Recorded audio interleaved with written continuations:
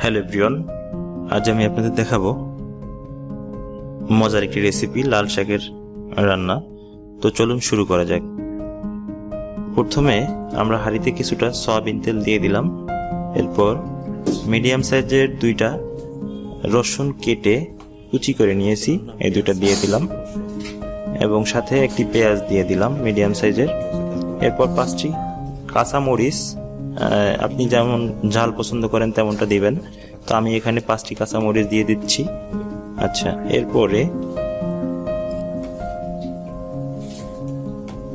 কিছুক্ষণ নেড়েচেড়ে ভেজে নিব।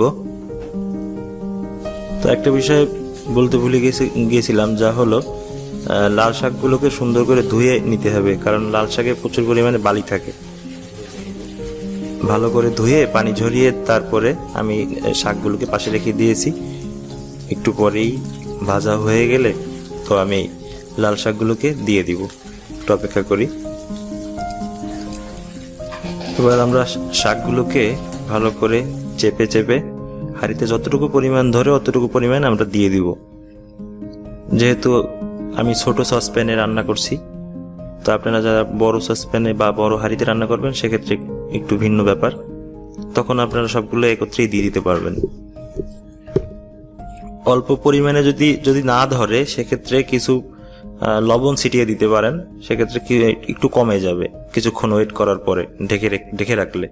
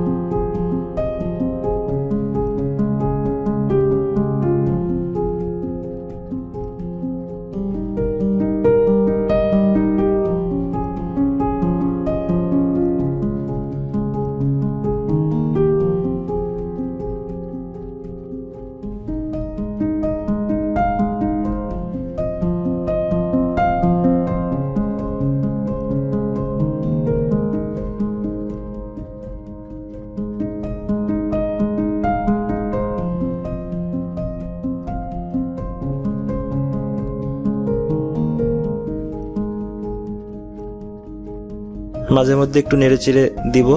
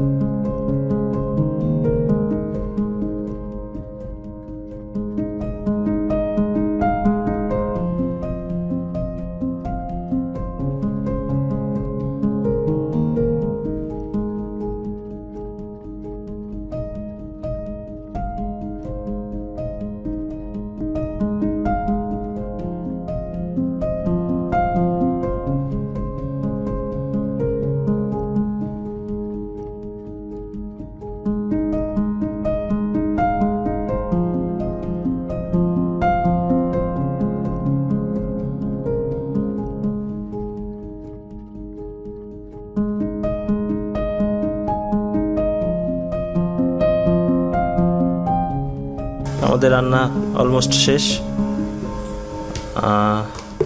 দেখতেই পাচ্ছেন খুব সুন্দর কালার হয়েছে। এই ছিল আমার আজকের রেসিপি। ভালো লাগলে অবশ্যই শেয়ার করবেন। আমি মোস্তফা, দেখা হবে নেক্সট রেসিপিতে। আল্লাহ হাফেজ।